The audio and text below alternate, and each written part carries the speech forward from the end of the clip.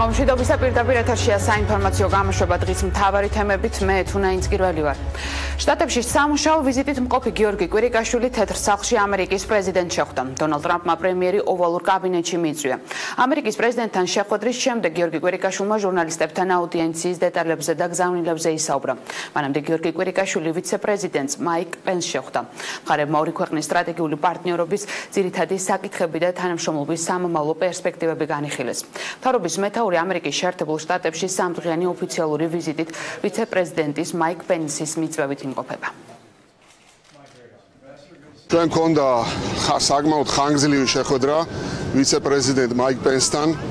გქონდა შევაჯამეთ გარკვეულწილად გასული 25 წლის ურთიერთობები. მოგეხსენებათ, ჩვენ ვზეიმობთ 25 წლის დიპლომატიური ურთიერთობების იუბილეს და ვისაუბრეთ მომავალ 25 წელზე.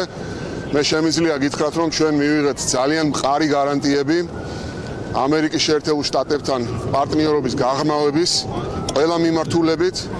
ეს იყო ძალიან პოზიტიური შეხვედრა, ჰქონდა საუბარი ყველა მიმართულებით ურთიერთობებზე, ეს არის თავდაცვის და უსაფრთხოების მიმართულება, ეს არის კულტურული ურთიერთობები, ეს არის დემოკრატიული ინსტიტუციების განვითარებაში მომავალი მხარდაჭერა ამერიკის შეერთებული შტატების, ეს არის ეკონომიკური ურთიერთობების გაღრმავება. ვფიქრობ, რომ ძალიან მნიშვნელოვანი შეხვედრა იყო, რომელიც გაგრძელდა შემდგომ პრეზიდენტთან შეხვედრით. პრეზიდენტის მხრიდან ასევე მივიღეთ ძალიან მკაფიო გზავნილები საქართველოს მიმართ მხარდაჭერის თაობაზე და ჩვენ ვფიქრობთ, რომ მთლიანობაში ეს არის უმნიშვნელოვანესი საქართველოს მომავალი განვითარებისთვის, სტაბილურობისთვის ჩვენს ქვეყანაში და ამერიკის შეერთებული შტატები, როგორც საქართველოს მთავარი სტრატეგიული პარტნიორი, გააგრძელებს მნიშვნელოვან მხარდაჭერას და ეს ურთიერთობები მნიშვნელოვნად გაღრმავდება მომავალში. ჩვენ ვიხილავთ საქართველოსა და ამერიკის თანამშრომლობას რეგიონში უსაფრთხოების, რეგიონის განვითარების და ასევე საერთაშორისო მასშტაბით ჩვენი თანამშრომლობის, პოლიტიკური თანამშრომლობის კონტექსტში საქართველოს აქვს განსაკუთრებული როლი რეგიონში მისი განვითარებიდან და განვითარების ეტაპიდან გამომდინარე და ასევე იმ ურთიერთობებიდან გამომდინარე, რომელიც ჩვენ გვაქვს ამერიკის შეერთებულ შტატებთან. თუ გადავხედავთ იმ კონტექსტს გლობალური პოლიტიკის რა ხდება მსოფლიოში, რა მოვლენები ვითარდება, ეს უკვე მეანიშნებს იმაზე, რომ საქართველოს ამერიკის პოლიტიკის დღის წესრიგში კვლავ ძალიან მყარ პოზიციაზე დგას. მოსკოვის ყოფილი მერი, რომელიც თავის დროზე ოფიციალურ თბილისს არაერთხელ ყავს გაკრიტიკებული ცხინვალსა და სოხუმში ვიზიტების გამო საქართველოში რამდენიმე დღე იმყოფებოდა. იური ლუშკოვმა ქვეყნის საზღვარი უპრობლემოდ გადმოკვეთა და საქართველოს რეგიონებსაც მეუღლესთან ერთად სტუმრობდა. ფაქტს გამოხმაურება მოჰყვა აღმასრულებელი და საკანონმდებლო ხელისუფლების მხრიდან.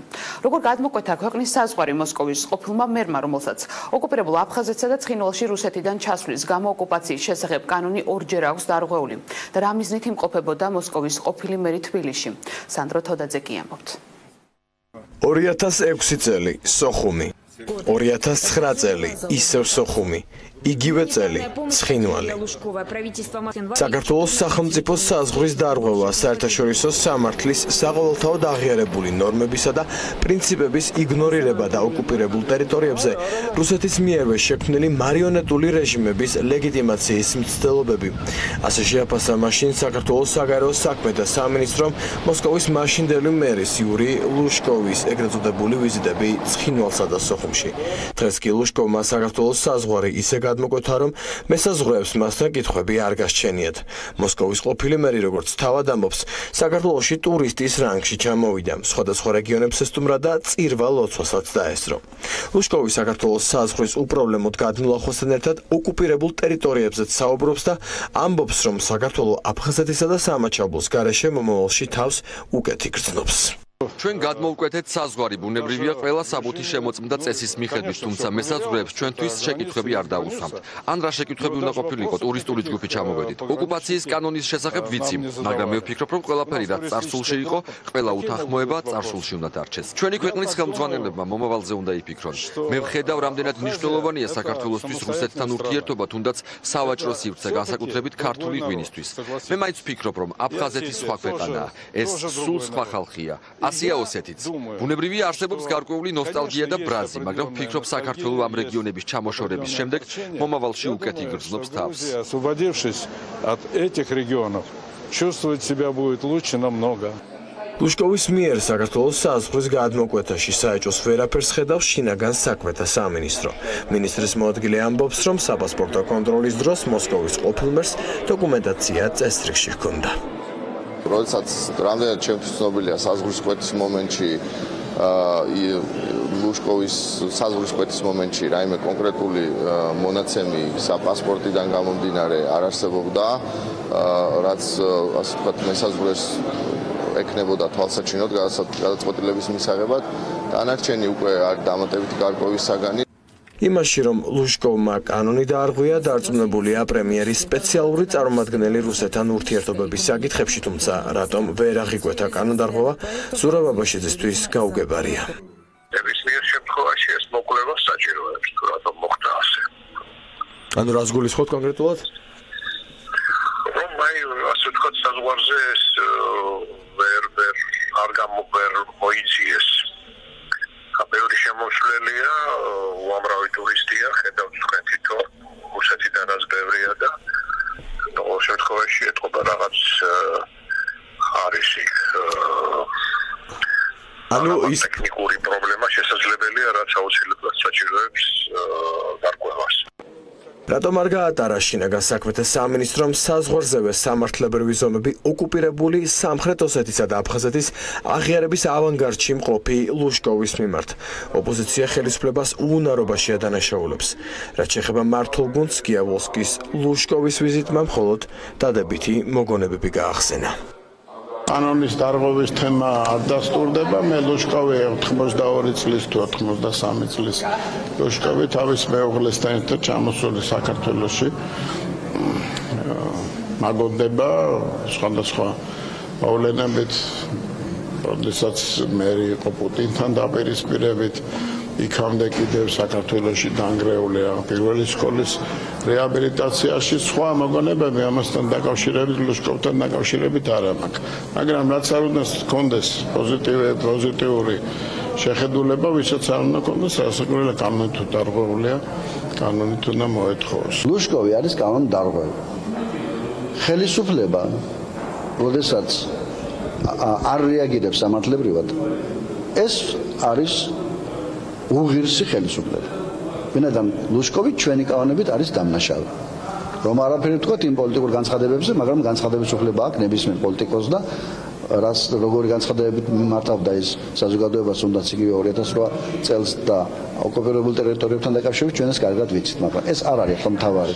ის არღვევს კანონს. ლუშკოვი არის იმ ადამიანებს შორის, რომელიც იდგა ავანგარდში ცხინვალის და აფხაზეთის რეგიონის აღიარების. რამდენჯერმე არის ნამყოფი აფხაზეთში, ამის შესახებ ინფორმაცია არის ღია წყაროებში. მე თვითონ დღეს ვნახულობდი ამასთან დაკავშირებით ინფორმაციას და სრულიად გაუგონარი არის, რომ შინაგან საქმეთა სამინისტრომ არაფერი არ გააკეთა და არც კანონის არც ერთი მუხლი არ მიუსადაგა ამ ადამიანის საქართველოს შემოსვლას. იური ლუშკოვის მიმართ ოკუპირებული ტერიტორიების შესახებ კანონით გათვალისწინებული სანქციების გატარების მოთხოვნით ინტერნეტში პეტიცია შეიქმნა.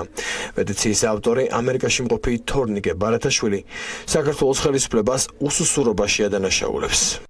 ამ პეტიციის შედგენის მიზანიც ის იყო, რომ უბრალოდ ხელისუფლების პოზიცია, რომ ადამიანები, რომლებიც ოკუპირებულ ტერიტორიებზეც თავისუფლად გადაადგილდებიან, ჩვენთანაც თავისუფლად გადაადგილდებოდნენ, იქნეს გაპროტესტებული. ჩვენ მივაწვდინოთ ხმა ხელისუფლებას, რომ ეს მდგომარეობა არის აღსაკვეთი. სამწუხაროდ ნახეთ გამოხმაურება შინაგან საქმეთა სამინისტროს მინისტრის მოადგილის მხრიდან ძალიან უსუსური, რაც კიდევ ერთხელ ხაზს უსვამს იმას, რომ ჩვენი ხელისუფლება არ არის მზად ებრძოლოს მსგავს გამოწვევებს. ლუშკოვის საქართველოში ვიზიტის შესახებ ინფორმაცია სოციალური ქსელით გახდა ცნობილი. ფოტომასალა სქემ არქიმანდრიტმა სერაფიმ ბით ხარიბმა გაავრცელა, რომელსაც ლუშკოვი მონასტერში მეუღლესთან ელენე ბატურინასთან ერთად სტუმრობდა და არამეულ ენაზე წირვა მოისმინა. თავის მეუღლესთან ერთად მოსული, თავის მეგობრებთან ერთად მათ სურდათ არამეულ ენაზე წირვის მოსმენა.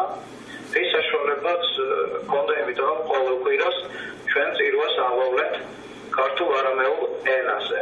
მე არ ვიცი ამის შესახებ არაფერი. მე ვარ მონასტერში, ხო, მაგის გარკვევა თუ სადმიდის იური ლუშკოვი და საიდან მოდის, სიმართლე რო თქვა, რომ ნაკლებად მაინტერესებს.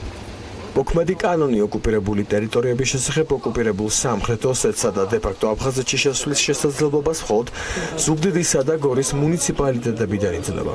ლუშკოვს კი კანონის მოთხოვნები რამდენჯერმე აქვს დარღვეული. დაეკისრება თუ არა მოსკოვის ყოფილ მერს კანონის დარღვევისთვის რაიმე სახის სამართლებრივი სანქცია ჯერჯერობით უცნობია. იური ლუშკოვმა, რომელიც საქართველოში საკუთარი თვითმფრინავით ჩამოფრინდა, ქვეყანა უპრობლემოდ რამდენიმე საათის წინ დატოვა.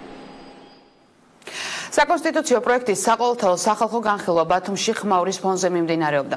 აზრთა სხვადასხვაობა ქართულ ოცნებასა და ოპონენტებს, ასევე მოქალაქეებს შორის პრეზიდენტის არჩევის წესსა და მანდატების გადანაწილებას ეხებოდა. საკონსტიტუციო ცვლილებების განხილვაში დღეს პრეზიდენტი პირველად ჩაერთო. ქეთევან გრიგორაშვილი კი ამბობთ. კონსტიტუციის პროექტს ვიხილავ დღეს და უნდა გავიხსენო ბატონი ელდარ შენგელაიას ფილმიდან ერთი სიუჟეტი ბატონებო დღეს ვიხილავ ცისფერ მთებს ანუ ტიანშას რომლის ტექსტი არავის წაგვიკითხავს ასეა დღეს აქაც.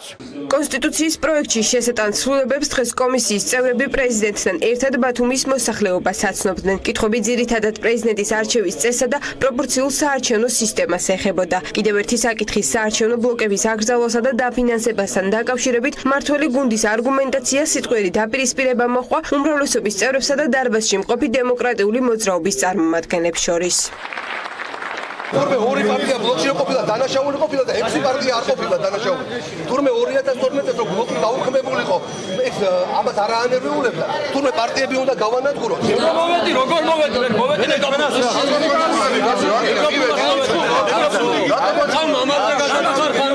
მოქალაქეთა პოლიტიკური გაერთიანება, გაერთიანებული დემოკრატიული მოძრაობა. ეს არ არის ქალბატონი ბურჯანაძის პარტია. თქვენი არიცით რომელ პარტიაში ხართ ეტყობა. თქვენი არის დემოკრატიული მოძრაობა ერთიანი საქართველო. ნუ გეშლებათ. აი ხედავთ? ორი პარტია გაქვთ თქვენ? ორი პარტია გაქვთ. თქვენ გაქვთ ერთი პოლიტიკური პარტია, დაფინანსებას იღებს თქვენი ორი პარტია. ამაშია საქმე. რომელთაგან ერთი არის ფიქტიური. არჩეთი არჩევნები არ ჩატარებულა, რომელსაც არ დაუტოვებია ძალიან ბევრი კითხვის ნიშნები. საით მივექანებით ბატონო ირაკლი? სუსტად ვიცით საით მივექანებით და გეტყვით ეს რა არის. ეს არის ადამიანის უფლებების უგეთესი დაცვა. გავექანეთ ჩვენ 2012 წელს იქითკენ რომ 24500 პატიმრის მაგივრად დღეს გვყავს 9500 პატიმარი 2.5-ჯერ ნაკლები პატიმარი. აი აქეთ გავექანეთ ბატონებო. ქუჩაში ხალხს აღარ ხოცავენ, მომიტინგეებს აღარ არბევენ სასტიკ ფორმით. აქეთ გავექანეთ ჩვენ 2012 წელს. მე არ მინდა იმ ქვეყნის შვილი ვიყო, რომელი პრეზიდენტიც გამოდის, ზოგი თავის სექსუალურ წარმატებებზე საუბრობს ტელევიზიით. მეორეც საუბრობს გასული პრეზიდენტი როქა ბორდელებად აქცია მთელი ქვეყანა. ერთი სიტყვა მაინც ხომ უნდა თქმულიყო აქა იმისა რომ აჭარის კონსტიტუციიდან გამომდინარე რა უფლებები აქვს აჭარის ავტონომიას. ერთი სიტყვა არა, ისაა მხოლოდ რომ მინისტრებს დანიშნავს. მეტი არაფერი. მაშინ გვითხრით ბატონო თავს რომ აქნევთ ბატონო ირაკლი, გვითხრით მაშინ. ან მოგვაწოდეთ ინფორმაცია რომ ვიცოდეთ ყველა. ყურადღებით არის მენდი თორე უფლებამოსილებებს არაფერი ვისმენდი ძალიან კარგად. ვისმენდი ძალიან კარგად. დღეს პირველად საკონსტიტუციო პროექტის სახალხო განხილვაში ჩაერთო გიორგი მარგველაშვილი და სწორედ პრეზიდენტის არჩევის წესი იყო ერთ-ერთი იმ საკითხთაგანი, რომელიც დარბაზში ხმაურიანი განხილვის მიზეზი გახდა. ოპოზიციის წარმომადგენლები ცვლილებების მიხედვით პრეზიდენტის ზეპარტიულობას წარმოუდგენლად მიიჩნევენ, თუმცა საკონსტიტუციო კომისიის თავმჯდომარის განცხადებით მან დღეს ამის დამადასტურებელი ვერც ერთი არგუმენტი ვერ მოისმინა. ნომინალურად პრეზიდენტს ერქმევა მთავარსარდალი, მაგრამ ვერც ერთ გადაწყვეტილებას ვერ იღებს. ომის გამოცხადებასთან დაკავშირებითაც კი პრეზიდენტს მოუვა პრემიერ-მინისტრის წარდგინება და პრეზიდენტს დისკრეციაც არ აქვს. გადაწყვიტოს გამოაცხადოს თუ არ გამოაცხადოს ომი. რომელი არის ზეპარტიული პრეზიდენტი? ხალხის მიერ დასახელებული და ხალხის მიერ არჩეული თუ პოლიტიკოსების მიერ დასახელებული და პოლიტიკოსების მიერ არჩეული პრეზიდენტი? ის მოდელი, რომელსაც თავაზობთ, ის არ არის ზეპარტიული. ჩემთვის ეს უფრო ქვეპარტიულია, იმიტომ რომ პარტიებს დაქვემდებარებული პრეზიდენტი გვეყოლება ჩვენ. თუ ის იმ წესით იქნება არჩეული და არა ზეპარტიული პრეზიდენტი. პრეზიდენტის არჩევნებთან დაკავშირებით ჩვენ გვქონდა საუბარი და ვთქვით რომ არც ერთი კონტრარგუმენტი იურიდიული კონტრარგუმენტი ჩვენ არ მოგვისმენია. არც პოლიტიკური კონტრარგუმენტი იმ არგუმენტებთან მიმართებით, რომელსაც ჩვენ ვსაუბრობთ. არც ერთი. სოფლიოში რომ ერთი მათემატიკაა და მათემატიკით ვხელმძღვანელობთ, დღეს ამის განმარტება ირაკლი კობახიძეს რიგით მეოთხე განხილვაზე კვლავ მოუხდა. მან ეს განცხადება მას შემდეგ გააკეთა, რაც დარბაზში გადასანაწილებელ მანდატებზე დისკუსია დაიწყო და საქართველოს პატრიოტების ლიდერი ამ თემაზე საკუთარი ინიციატივებით გამოვიდა. ეს საკითხი მიუღებელია ქვეყნის პრეზიდენტისთვისაც. ძალიან კორექტულად საუბრობთ ამ გადასანაწილებელ ხმებზე, თითქოს არაფერი არ ხდება. ჩვენ გვიკარგავთ ხელისუფლებაში მშვიდობიანი გზით მოსვლის პერსპექტივას. თქვენ გვეუბნევით, ჩვენ რო რჩება ერთადერთი გზა, ეს არის რევოლუციური გზა, სხვანაირად ხელისუფლებას ვერ შეცვლი ქვეყანაში. მათემატიკა არის ერთი. ბონუსი ბოლო არჩევნების მიხედვით იქნებოდა 8%, ბოლო 5 არჩევნების მიხედვით 5%, ბოლო 4 არჩევნების მიხედვით 3.1%. ეს არის მათემატიკა, რომელიც არის ერთი საქართველოში და მსოფლიოში. პითაგორადან მოყოლებული ერთი მათემატიკა არსებობს. თქვენ მათემატიკას ვერ გადააკეთებთ ისევე როგორც ვერ გადააკეთებთ კონსტიტუციურ სამართალს. ხმის რომელიც შენზე არ იქნა გამოწერილი, სხვაზე არის გამოწერილი. აი ამ ხმის ჯიბეში ჩადება რანაირად შეიძლება მე ან ნებისმიერმა სხვა ადამიანმა არ ღიაროს როგორც საუკეთესო დემოკრატიული პრაქტიკა. მე ამ კითხვაზე თეორიულადაც ვერასდროს ვერ მივიღე პასუხს, რაც არ უნდა რომელიმე ქვეყნის მაგალითი წარმომიდგინონ. იმიტომ რომ ყოველთვის ეს იქნება მაგალითი, რომელიც ცნელობა იქნება რაღაცით გამართლდეს. არ შეიძლება დავარქვათ მითვისება იმას, რაც ლეგიტიმურად არის მიჩნეული მსოფლიოს ყველა ქვეყანაში. როდესაც 5%-იანი, 4%-იანი, 3%-იანი ნებისმიერი ბარიერის მიღმა რჩება კონკრეტული პარტია, მისი ხმები ნაწილდება სხვა პარტიებზე. ამიტომ ეს არის პოპულისტური განცხადება, როდესაც ვინმე აცხადებს, რომ ამ ხმების მითვისება ხდება რომელიმე პარტიის მიერ. კონსტიტუციის ახალი მოდელის მიხედვით ცვლილებები შეეხო აჭარის ავტონომიური რესპუბლიკის მთავრობის უფლებამოსილებებსაც. საკონსტიტუციო კომისიამ ერთხმად მხარი დაუჭირა აჭარის ავტონომიური რესპუბლიკის საკონსტიტუციო კანონში ცვლილებების შეტანას, რაც ძალიან მნიშვნელოვანია ჩვენი რეგიონისთვის, ჩვენი რეგიონის განვითარებისთვის, ჩვენი რეგიონის ეფექტური მართვისათვის. კარგი არის იქნება, რომ აჭარის მთავრობამ დააკომპლექტოს ცენტრისგან გარეშე კონდეს უფლებამოსილებები ბევრ საკითხთან დაკავშირებით, თუნდაც მინისტრებთან დანიშვნასთან საკითხებით, იგივე ძალოვან სტრუქტურებში დანიშვნასთან მიმართებაში. თუ კი ვინმე მეტყვის, რომ რომელიმე უფლებამოსილება, რომელიც არის ცენტრალური ხელისუფლების, ეს უნდა გადმონაცვლებულიყო ავტონომიური რესპუბლიკის უფლებამოსილებებში, კი ბატონო, მაგრამ თქვან რომელი საკონსტიტუციო ცვლილებების პროექტის უკვე რიგით მეხუთე სახალხო განხილვა ბათუმიდან ხვალ ზუგდიდში გადაინაცვლებს. საკონსტიტუციო ცვლილებებთან დაკავშირებით თავისუფალი დემოკრატები და რესპუბლიკური პარტია ევროპული საქართველოს ინიციატივას უერთდებიან და პლებისციტის ჩატარებას მოითხოვენ. პარტიებს შორის უკვე გაფორმდა მხარდამჭერი დოკუმენტიც. ევროპული საქართველოს ინიციატივაზე, რომ პრეზიდენტისა და პარლამენტის არჩევის წესთან დაკავშირებულ საკონსტიტუციო ცვლილებებზე პლებისციტი ჩატარდეს, უკვე არსებობს თავისუფალი დემოკრატების ხელმოწერაც. ამის შესახებ პარტიის ლიდერმა შალვა შავგულიძემ დღეს გამართულ პრესკონფერენციაზე განაცხადა. შავგულიძე თქმით, კონსტიტუციური ცვლილებები საყოველთაო კონსენსუსის ფონზე უნდა განხორციელდეს, რაც მმართველმა პარტიამ ვერ უზრუნველყო. თავისუფალი დემოკრატები მხარს ვუჭერთ ევროპული საქართველოს მიერ შემოთავაზებულ იდეას. მიგვაჩნია, რომ აღნიშნულ საკითხზე პლებისციტის ჩატარება გარკვეულწილად შეამცირებს კონსტიტუციური ცვლილებების მხოლოდ ერთი პოლიტიკური ძალის სურვილებისა და ნების შესაბამისად გატარების საშიშროებას, რის მცდელობაც აშკარად აქვს ქართულ ოცნებას. ჩვენი მოთხოვნა, რომ ხელისუფლება, რომელიც ასე მოწყდა ხალხს და რომელსაც ავიწყდება, რომ ხალხი არის მისი ძალაუფლების წყარო, ამ მნიშვნელოვან რეფორმებზე კითხოს აზრი საკუთარ მოსახლეობას. თავისუფალი დემოკრატები ერთადერთი ოპოზიციური ძალა არ აღმოჩნდა, რომელიც ევროპული საქართველოს ინიციატივას შეუერთდა. საკონსტიტუციო ცვლილებებზე პლებისციტის მომხრეა რესპუბლიკური პარტიაც. პოლიტიკოსები პრემიერ-მინისტრ გიორგი კვირიკაშვილს პლებისციტის ჩატარებაზე ხელმოწერისკენ მოუწოდებენ. მხარს უჭერთ პლებისციტის ჩატარების მოთხოვნას, იმიტომ რომ უნდა დარწმუნდეს ქართული ოცნება, რომ ის აცდა მისი ამორჩევლის სურვილებს. ყოფილი თანაგუნდელების ინიციატივას მხარს უჭერს ნაციონალური მოძრაობაც. პარტიაში მიაჩნიათ, რომ ინიციატივა საჭიროა, თუმცა არ აქვთ იმედი, რომ მთავრობის მეთაური ამ პლებისციტს დანიშნავს, ვინაიდან მათი თქმით ხელისუფლებას ხალხის აზრი არ აინტერესებს. როდესაც პარტიები უერთდებიან ამ პროცესს, ეს ნიშნავს უბრალოდ მხარდაჭერას, პოლიტიკურ მხარდაჭერას და ხაზგასმას იმისა, რომ ხალხს უნდა ვკითხოთ, ხოლო ხალხის გამოკითხვის ერთ-ერთი ფორმა არის პლებისციტი. ამიტომ მისასალმებელია ისე როგორც ჩვენს უჭერთ პლებისციტს ხარს და დანარჩენი სხვა პარტიებიც. ოპოზიციური პარტიების მხარდაჭერას მიესალმებიან პლებისციტის ჩატარების ინიციატორები. პარტია ევროპულ საქართველოში მიაჩნიათ, რომ ეს არის მნიშვნელოვანი გზავნილი ხელისუფლებისთვის.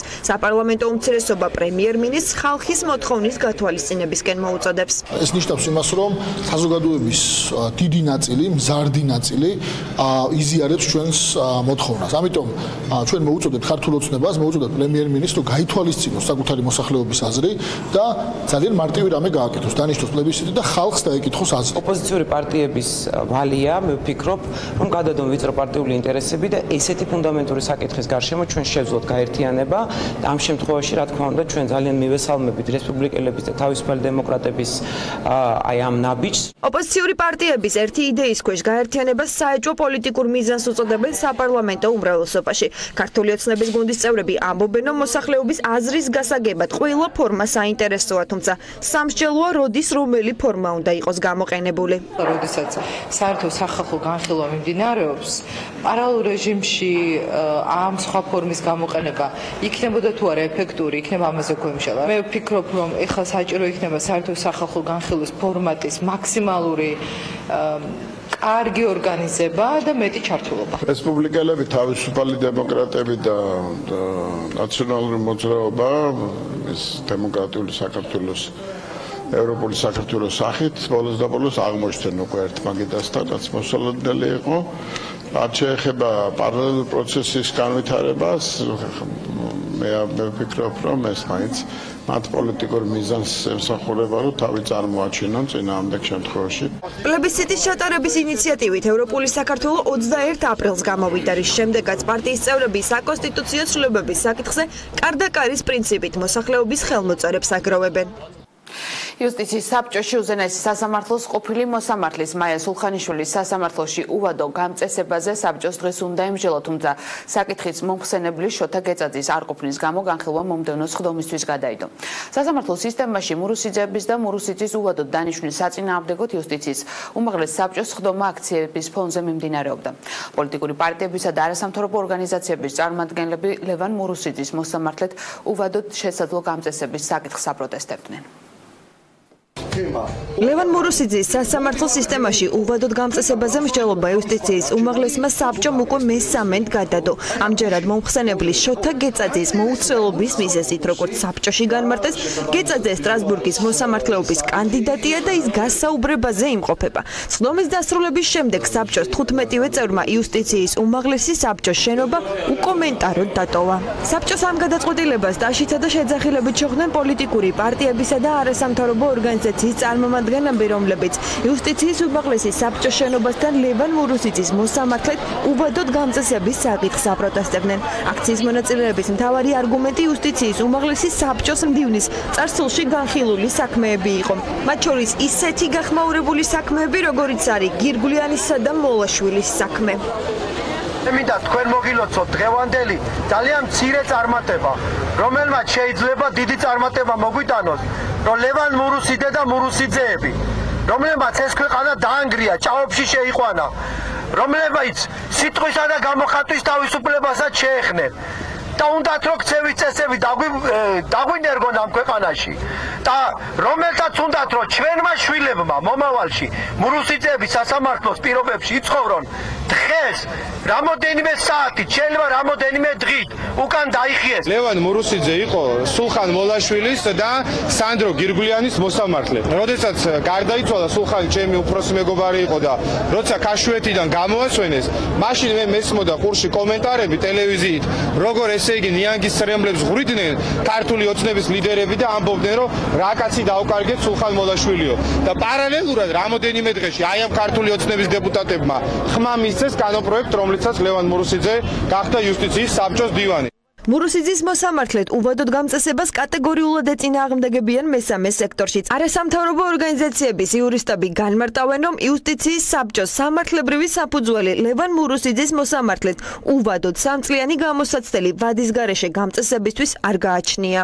საბჭოს ხდომებზე უკვე საბჭოს წევრების უმრავლესობამ გარდა ერთი წევრისა პრაქტიკულად უკვე წინასწარ დააფიქსირა პოზიცია იმასთან დაკავშირებით, რომ ისინი მხარს უჭერენ ბატონი ლევან მურუსიძის და ქავტონი მაია სულხანიშვილის უადოთ გამწესებას ავტომატურად.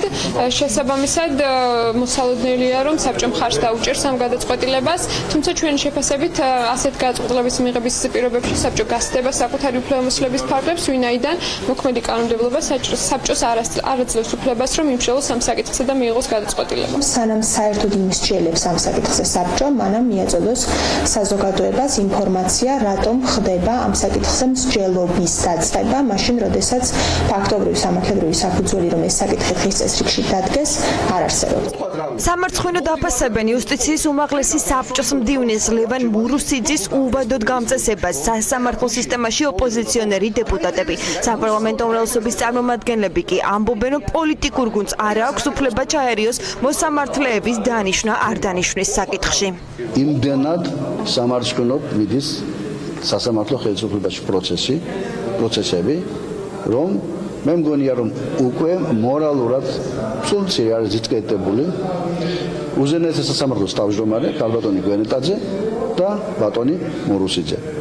აქვს თუ არა მათ კანონდარღვევები ჩადენილი, მათ შორის რუსთავთან დაკავშირებით. ამას გვაჩვენებს დრო და დადგება გვაჩვენებს გამოძიება. პოლიტიკურ გუნდს არ აქვს უფლება ჩაერიოს მოსამართლის დანიშვნა არ დანიშნვის საკითხში. თუ ჩვენ ამას დავიწყებთ გვარების მიხედვით, მივიღებთ პირდაპირ ჩარევის პრეცედენტებს, რაც იქნება ძალიან სახიფათო პროცესი პოლიტიკოსების მხრიდან. ამიტომ ეს მივანდოთ იუსტიციის საბჭოს.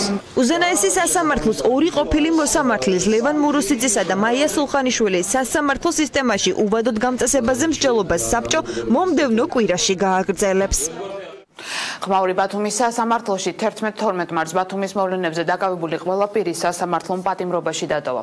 გადაწყვეტილების გამოცხადების შემდეგ ბრალდებულების ახლობლებმა სასამართლოს წინ სამართალდამცველების მანქანებს ხელები დაუშინეს. ადვოკატებმა სასამართლოს მტკიცებულების სახით დაცვის ქვეშ ყოფების დაახასიათებები და ოჯახური მდგომარეობის შესახებ ინფორმაცია, ასევე ტელეკომპანიებიდან გამოთხოვილი მასალები წარუდგინეს. ბრალდებულები დუმილის უფლებას იყენებენ მხოლოდ ერთ-ერთმა უარყო წარდგენილი ბრალი. 17 პირის სასამართლო პროცესი 17 და 19 მაისს ჩაინიშნა. სეზონში ესე იგი ოჯახის წევრებმა რატომ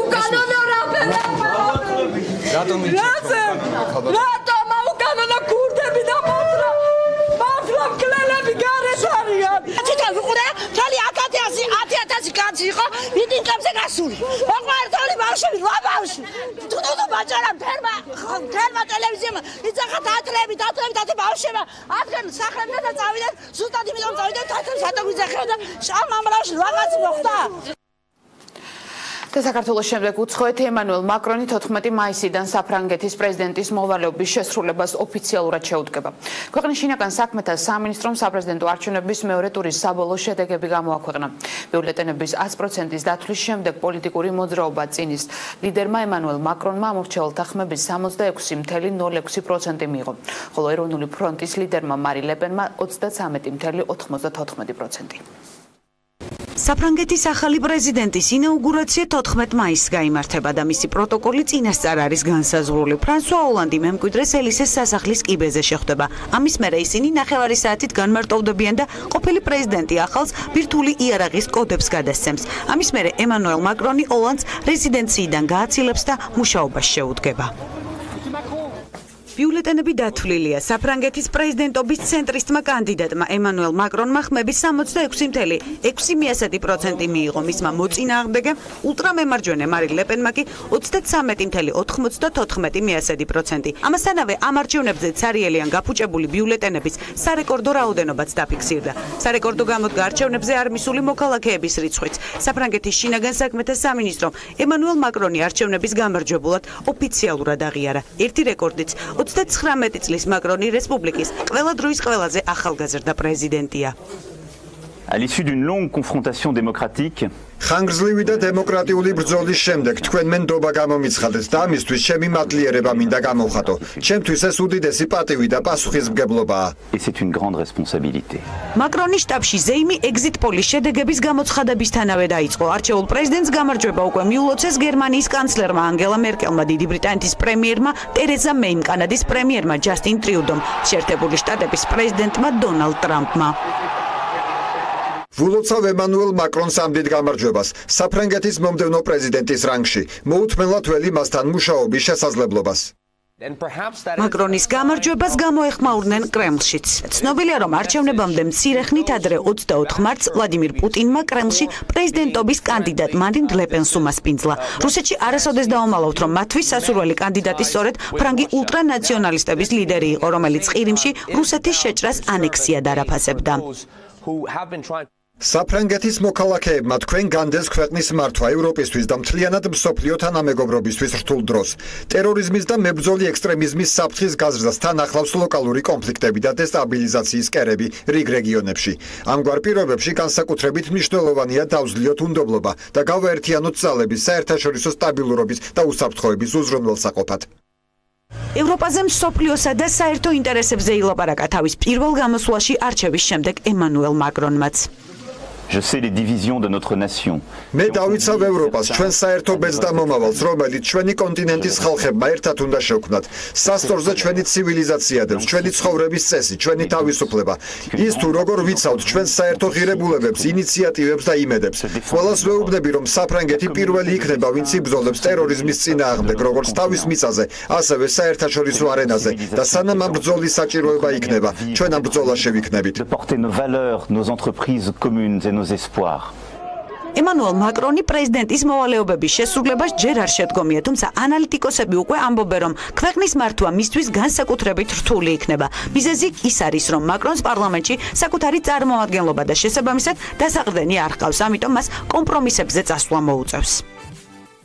დაკლავს საქართველოს უფასო სასადილოებით და კორუფციული გეგმა სამოქალაქო პლატფორმა ახალი საქართველოს სამთვიანი მონიტორინგის შედეგებს აქვეყნებს და თბილისის მერიას გამგეობებს და თბილისის საკრებულოს კორუფციაში ადანაშაულებს. გიორგი ვაშაკიძის განცხადებით საქმე ეხება მასშტაბურ კორუფციულ სქემას, რომელიც სოციალურად დაუცველი მოსახლეობისთვის გახსნილ უფასო სასადილოებს უკავშირდება. ვაშაკიძის მტკიცებით 39251 რეგისტრირებული ბენეფიციარიდან 20000-ზე მეტი უფასო სასადილოებით არ ვერ სარგებლობს. მერია კი 39000-ზე მეტი ბენეფიციარისთვის განკუთვნილ თანხას ურიცხავს კომპანიებს. საგანგებო ბრიფინგის შემდეგ ახალი საქართველოს წევრებმა თბილისის მერიაში გადაინაცვლეს, სადაც ამ საკითხთან დაკავშირებით შეხვედრა იყო დაგეგმილი. თუმცა მისვლის შემდეგ თბილისის მერიის წარმომადგენლებმა განუცხადეს, რომ შეხვედრა ჩაიშალა. პარტიის წევრებმა მედიასთან საუბრისას განაცხადეს, რომ თბილისის მერიას კითხვებზე პასუხები არ გააჩნია და ამ მიზეზით ჩაშალეს შეხვედრა. ახალი საქართველოს ბრალდებებს მოგვიანებით მერიაში უპასუხეს. დედაქალაქის მთავრობა ინფორმაციას ცილის წამებას და მორიგ სიცრუეს უწოდებს, ასევე პარტიას ურჩევს პოპულისტური განცხადებების გაკეთების ნაცვლად შესაბამისი დოკუმენტების შემდგომი რეაგირებისთვის სამართალდამცავ ორგანოებს გადასცეს. საქმე ეხება 39251 ბენეფიციარს, რომელიც თითქოს და უფასოდ უნდა იკვებებოდეს ყოველდღიურად თბილისში. ნახევარზე მეტი ბენეფიციარების რიგი ბარიერებისა და ხელოვნურად შექმნილი პრობლემების გამო ვერ დადის, არ მიდის ამ უფასო სასადილოებში, მერია კი უკლებლივ თითოეულ თეთრს ურიცხავს კომპანიებს ყოველდღიურად და ყოველთვიურად და შესაბამისად წელიწადში დაახლოებით 16-17 მილიონ ლარს. ჩემი ნაცნობი მოეტანა რამდენჯერ და მაჩვენა, რომ რასაც აჭმევა ხალხს. ეგეთი ჭამა როგორ შეიძლება? ჩვენ უბრალოდ გვინდა მარტივად გავცეთ პასუხი აღნიშნულ თემას, რაც მათ მიერ იქნა გაცხადებული. პირველი, თითქოს რომ არსებობს რაღაც გარკვეული კორუფციული სქემა, რომელშიც მონაწილეობს საკრებულო, თბილისის მერია და ასე შემდეგ. ამაზე მარტივად უპასუხებთ, რომ თუ მათ რამე დოკუმენტები გააჩნიათ, არსებობს სათანადო ორგანოები და თხოვთ, რომ გადაუგზავნონ ამ ორგანოებს და ისინი იმსჯელებენ, არის თუ არა იქ მოცემული დოკუმენტები რაიმე კორუფციული სქემის შემცველი. ძლიერი სიტყვა კახეთში სტიქიამ გურჯაანის და ახმეტის სოფლები დააზარალა. განსაკუთრებით მძიმე ვითარება სოფელ ახალშენსა და მუგუზანში იყო. ადგილობრივები ყვებიან, რომ სტიქია 15-20 წუთის განმავლობაში გრძელდებოდა, განადგურდა სასოფლო სამეურნეო სავარგულები, დაიხოცა შინაური ფრინველი, დაზიანდა ვენახები და ბაღჩეული კულტურა. დაზარალებულების თქმით, მოწესრიგებელია სანიაღვრე სისტემა, რის გამოც მოსული წვიმა არხებში ვეღარ დაეტია. მოსახლეობის თქმით, უცნობია ამოქმედდა თუ არა რაიონში სეტყვის საწინააღმდეგო დანადგარი. დაახლოებით 15-20 წუთის განმავლობაში გაგრძელდა სტიქია.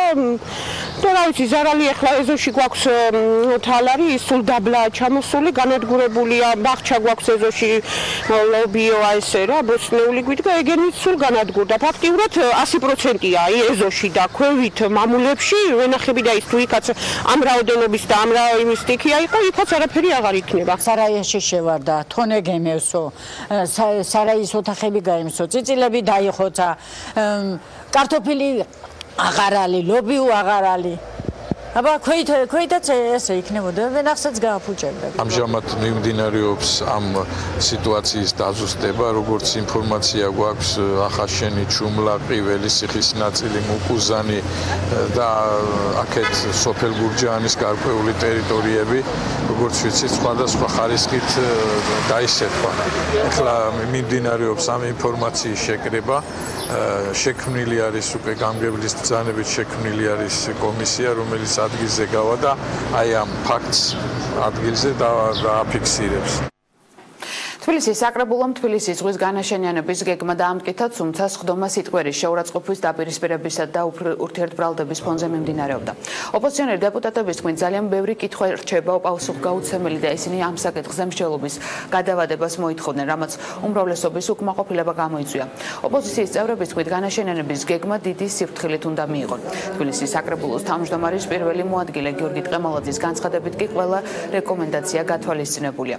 თბილისის ზღვის განაშენიანების გეგმა თბილისის ზღვის ტერიტორიის რეკრეაციული, სპორტულ გამაჯანსაღებელი, დასასვენებელი ზონებითა და ბიზნეს ცენტრებით დატვირთვას გულისხმობს. ალბათონო მარიკა, თუ შეიძლება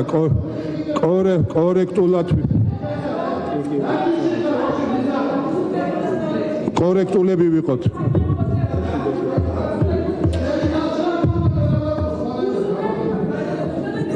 კორექტულად ვიყავთ.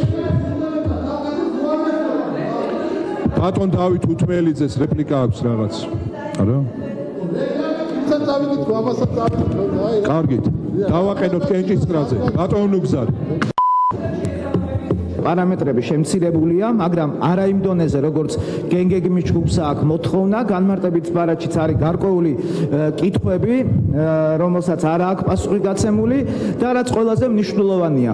მიგვაჩნია ჩვენ, რომ თბილისის განვითარების გენერალური გეგმის მიღებამდე აღნიშნული საკითხის მიღებაც და ანალოგიური ტიპის ამხელა ტერიტორიების 23 ჰექტარის მოწყობის და განაშენიანების რეგულირების გეგმის მიღების საკითხი არის ძალიან საფრთხილო. ზონალურ საბჭოს უწერია თქვენაზეც იძახით ბატონო მამუკა, რომ კონკრეტული რეკომენდაციები აქვთ, სხვათა შორის იმს, რომელსაც თქვენ წაიკითხეთ, ის რამოდენიმე ადამიანის ოქმი და ვისაც ჰქონდათ, მათ უარყოფითი ჰქონდათ ოდ, იმიტომ რომ გენგეგმის ჯგუფის მოსაზრებები იყო გათვალისწინებული, გაითვალისწინა, რეებია გათვალისწინებული, ყველამ კარგად ნახეთ და უკან ზონალურ საბჭოში გადაგზავნა და დაბრუნება, ეს არის უბრალოდ თუ არაფერი რომ დაიკარგოს, აი რაღაცა არასწორად ერთი კვირა. ბატონო გიორგი, ზონალური საბჭოს გადაწყვეტილება არ ყოფილა, საბჭოს გადაწყვეტილება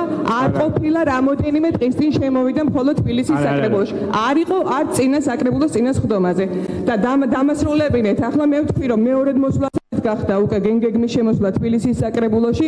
ნარმანიამ დაანონსა, რომ 20 მაისს იქნება წარმოდგენილი პირველადი ვარიანტი. ამასთან დაკავშირებით რა ინფორმაცია გაქვთ, როდის იქნება გენგეგმის პირველადი ვარიანტი წარმოდგენილი და რატომ ჩქარობთ რაღაცა შთაბეჭდილებას ტოვებს, რომ რაღაც ძალიან გეჩქარება, დროზე დაასროთ გენგეგმის ჯგუფს, როულად გასცეთ ეს ნებართვები, რომ იქნებ მე გენგეგმის ჯგუფში თქვენი ინტერესები და კონკრეტული პირების ინტერესები ვეღარ ჩადოთ. საგზაო მოძრაობის უსაფრთხოების კვირაული დაიწყო. შინაგან საქმეთა მინისტრის განცხადებით გზადასავლეთისკენ საზოგადოების არჩევანი, რომელიც კანონის პატივისცემასა და პირველ რიგში საგზაო მოძრაობის უსაფრთხოების წესების დაცვაზე გადის. ღონისძიებას საგზაო მოძრაობის სფეროში მომუშავე არასამთავრობო სექტორისა და მედიის წარმომადგენლები დაესწრნენ. კვირაულის ფარგლებში სხვადასხვა აქტივობაა დაგეგმილი და ეხება საგზაო მოძრაობის შესახებ კანონში შეტანილ ცვლილებებს, რომელიც 1 ივლისიდან ამოქმედდება. 1 ივლის თითოეულ მართვის მოწმობას ენიჭება 100 ქულა. საქართველოს ტერიტორიაზე საგზაო მოძრაობის სფეროში ადმინისტრაციული სამართალდარღვევის ჩადენა იწვევს მართვის მოწმობაზე დარიცხული ქულების შემცირებას. პირველ რიგში ეს კამპანია გვჭირდება იმისთვის, რომ მოსახლეობამ გააცნობიეროს პრობლემა საგზაო მოძრაობის უსაფრთხოების სფეროში არსებული, იმიტომ რომ როდესაც ჩვენ მოვახდინეთ კანონპროექტის ინიცირება და ამ კამპანიის ინიცირება, მაშინ დიდი აღქმა ამ პრობლემის საზოგადოების მხრიდან არ იყო. დღეს მდგომარეობით ცნობიერება ბევრად ამაღლებულია, საზოგადოება ბევრად აცნობიერებს პრობლემას და იმედი გვაქვს, რომ ეს დადებით გავლენას მოახდენს თვითონ საგზაო მოძრაობის უსაფრთხოებაზე. შინაგან საქმეთა სამინისტრო და საპატრულო პოლიციის დეპარტამენტი აქტიურად ჩართულია ამ კამპანიაში. საქართველოს მასშტაბით გადამზადდნენ პატრულ ინსპექტორები. ჩვენ დავდივართ დაწყებითი კლასის მოსწავლეებთან და ვესაუბრებით საგზაო უსაფრთხოებაზე და რაც ყველაზე კარგია, ბავშვები ჩართული არიან მაქსიმალურად, აინტერესებთ, აქვთ კითხვები, რაზეც იღებენ პასუხს და ჩვენ გვიხარია, რომ შინაგან საქმეთა სამინისტრო ამ კამპანიას კვლავ აგრძელებს. ასეთი ყოველ ინფორმაცია ამ დროისთვის მე ხვალამდე გემშვიდობებით ნახვამდის.